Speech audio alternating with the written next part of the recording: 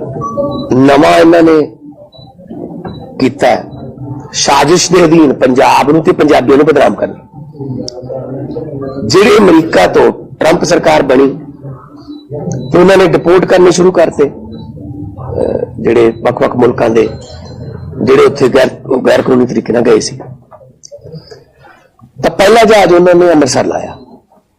ਤੁਸੀਂ ਉਸ ਵੇਲੇ ਮੀਡੀਆ ਸਾਰੇ ਮੌਜੂਦ ਸੀ ਅੰਮ੍ਰਿਤਸਰ ਸਾਹਿਬ, ਜਿਹਦੇ ਵਿੱਚ 33 ਗੁਜਰਾਤ ਦੇ ਸੀ, 33 ਹਰਿਆਣੇ ਦੇ ਸੀ, 30 ਪੰਜਾਬ ਦੇ ਸੀ, 2 ਮਹਾਰਾਸ਼ਟਰ ਦੇ ਸੀ, ਇੱਕ ਮੇਰੇ ਖਿਆਲ ਚ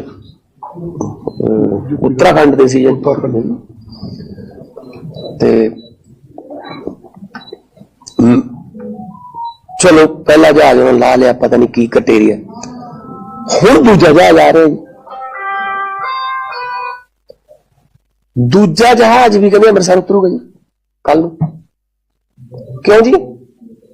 ਅੰਮ੍ਰਿਤਸਰ ਚੁਣਨ ਦਾ ਕ੍ਰਾਈਟੇਰੀਆ ਦੱਸੇ ਮੈਨੂੰ ਕੇਂਦਰ ਸਰਕਾਰ, ਮਿਨਿਸਟਰੀ ਆਫ ਐਕਸਟਰਨਲ ਅਫੇਅਰਸ, ਵਿਦੇਸ਼ ਮੰਤਰਾਲਾ। ਅੰਮ੍ਰਿਤਸਰ ਨੂੰ ਕਿਉਂ ਚੁਣਦੇ ਹੋ ਤੁਸੀਂ? ਬਦਨਾਮ ਕਰਨ ਵਾਸਤੇ ਚੁਣਦੇ ਹੋ, ਪੰਜਾਬੀਆਂ ਨੂੰ ਬਦਨਾਮ ਕਰਨ ਵਾਸਤੇ ਚੁਣਦੇ ਹੋ ਤੁਸੀਂ।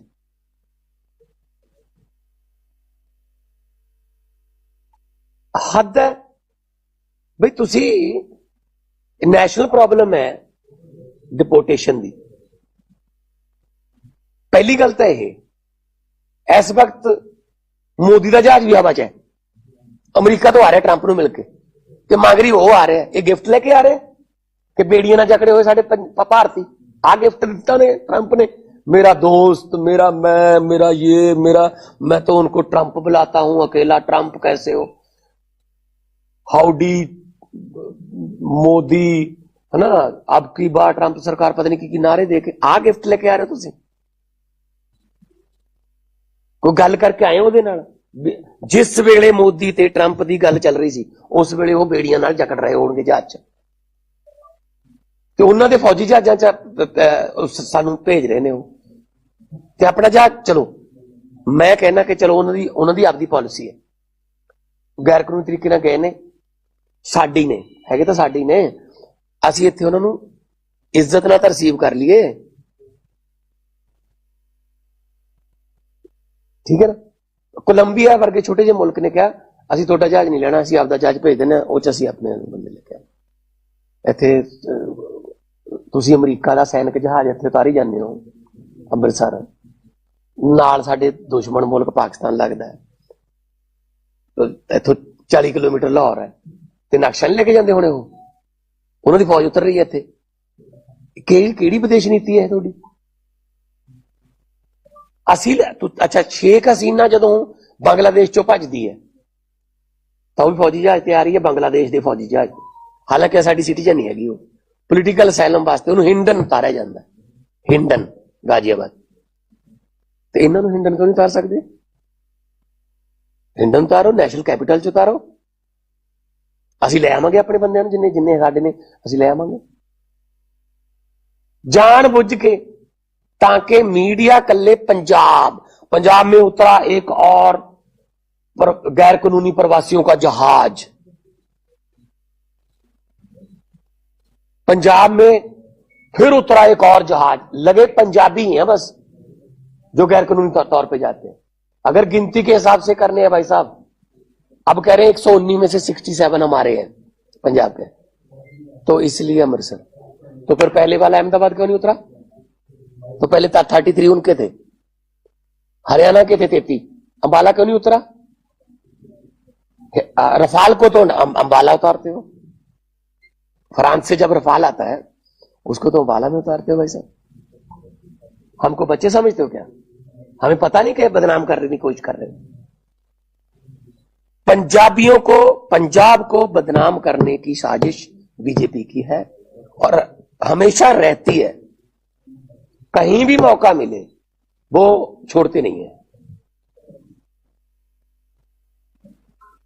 जब हम इसी एयरपोर्ट का और मोहाली के एयरपोर्ट का इसी में विदेश मंत्रालय को लेटर देते हैं, सर यहां से इधर अमेरिका की तरफ, कनाडा की तरफ फ्लाइटें शुरू कर दीजिए, कहते हैं नहीं नहीं नहीं, ये एयरपोर्ट सूटेबल नहीं। अच्छा, ऐसे जहाज आने के लिए ये सूटेबल है अमेरिका से, अब भी तो अमेरिका से आ रहा है। तब तो हमारे बंदे दिल्ली जाएं, दिल्ली से फिर उड़े और मतलब उनको टैक्स दें, ये वो दिल्ली जाने का खर्चा है ना, तब कोई प्रॉब्लम। आने के लिए हमें अमृतसर उतार दो। और सारे पूरे कई देशों की प्रॉब्लम है, वो उन्होंने डिपोर्ट कर दी, लेकिन हम तो कम से कम इज्जत से रिसीव करें। पिछली बार बेड़ियां लगी हुई थी, अब क्या करेंगे? मैं सख्त विरोध करूंगा इसका, इसलिए मैं एक दिन पहले ही आ गया। मैं एमईए को बेनती कर रहा हूं, हमने बात भी कर ली है, एमएचए को कह रहा हूं कि अभी तो वो जहाज का 2-3 बार तेल डलवाता है, क्योंकि वो एक बार में नहीं आ सकता, मिलिट्री का जहाज है, पता नहीं कहां होगा, मुझे नहीं पता कहां, लेकिन उसका रूट बदल के अपना दिल्ली बुला लीजिए, उसको हिंडन उतार लीजिए, अहमदाबाद उतार लीजिए, जहां मर्जी उतार लीजिए, ठीक है। हम अपने बंदों को ले आएंगे, इज्जत से लेके आएंगे। हम हरियाणा की तरह कैदियों वाली वैन नहीं भेजेंगे। पिछली बार कैदियों वाली वैन भेजी थी उन्होंने, हरियाणा ने, तो इसका मतलब हरियाणा में और गुजरात में बीजेपी की सरकारें हैं। टोटल कितने थे उनके? 66, हमारे 30। वो 66 को लेने नहीं आए, हमने तो 30 बंदों को चलो अपने अपने घर पे पहुंचाया, चलो कोई पुनर्वास का भी करेंगे। दुखी होके जाता है जी, कौन छोड़ता अपना मुल्क, अपनी धरती छोड़ने को किसका दिल करता है? और ये बीजेपी वाले, कांग्रेस वाले कहते भगवंत मान ने भेजी है, मैंने भेजी, हमें तो 2.25 साल हुए अभी। सिस्टम किसके पास था इससे पहले? 70 साल से सिस्टम किसके पास था? तो हम तो कोशिश कर रहे हैं उनको यहां रखें, नौकरियां दें, रोजगार दें, वापस आ जाओ, मिन्नतें करते हैं, आ जाओ काम करो, आ भी रहे हैं लोग, है ना। माइग्रेशन हो गई है शुरू। मैं आपको लिस्ट दे दूंगा, जो बंदे बाहर से आए उनकी भी इंटरव्यू करना, यहां पे आके काम कर रहे हैं, जो कि ये आ गए वापस, साहब हम यहां काम कर रहे हैं। एक तो अब ताज के सामने ना एक रेस्टोरेंट है, ऑस्ट्रेलिया से आया लड़का, उससे बात कर लेंगे, आगे आ रहे हैं, अब यहां काम दे दो, यहां पे सिस्टम ठीक हो जाए। ये लड़के वहां भी मेहनत करते हैं, वहां कौन सा कोई दरख्तों को लगते हैं डॉलर, पेड़ों को तो डॉलर नहीं लगते, वहां मेहनत तो करनी पड़ती है। लेकिन कम से कम उनको इतनी बेइज्जती तो ना करो यार उनकी। अच्छा, अमृतसर ही क्यों चुनते हैं? मुझे क्राइटेरिया बता दीजिए कि अमृतसर चुनने का क्राइटेरिया क्या है। मतलब ये पंजाब को डेलिबरेटली जानबूझकर बदनाम करने की कोशिश है, ताकि ये लगे कि बस पंजाबी हैं जो गैर कानूनी प्रवास जाते हैं। तो गुजरातियों का मॉडल कहां गया फिर?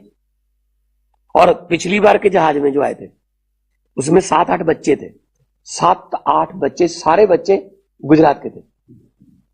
बच्चे, वो बच्चों समेत रिपोर्ट कर रहे हैं। किसी की इंटरव्यू आई, गुजरात के किसी बंदे की इंटरव्यू आई नेशनल टीवी पे, इंटरव्यू हमारे वालों की आती है।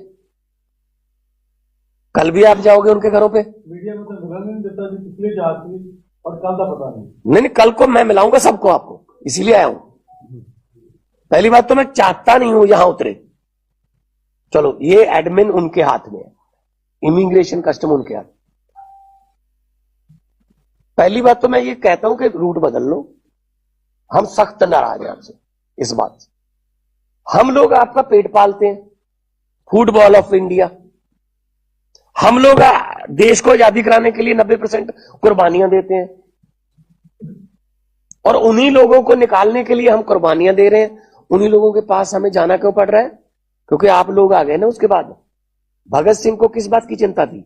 इस बात की कभी चिंता नहीं थी शहीद आजम भगत सिंह को कि आजादी मिलेगी या नहीं। वो तो आजादी तो मिलेगी, चिंता इस बात की आजादी के बाद देश कौन से हाथों में जाएगा। वो चिंता सही साबित हुई। हमने बता दिया उनको कि अमृतसर चुनने का क्राइटेरिया बता दीजिए हमें, अब दे देंगे रिस्पॉन्स।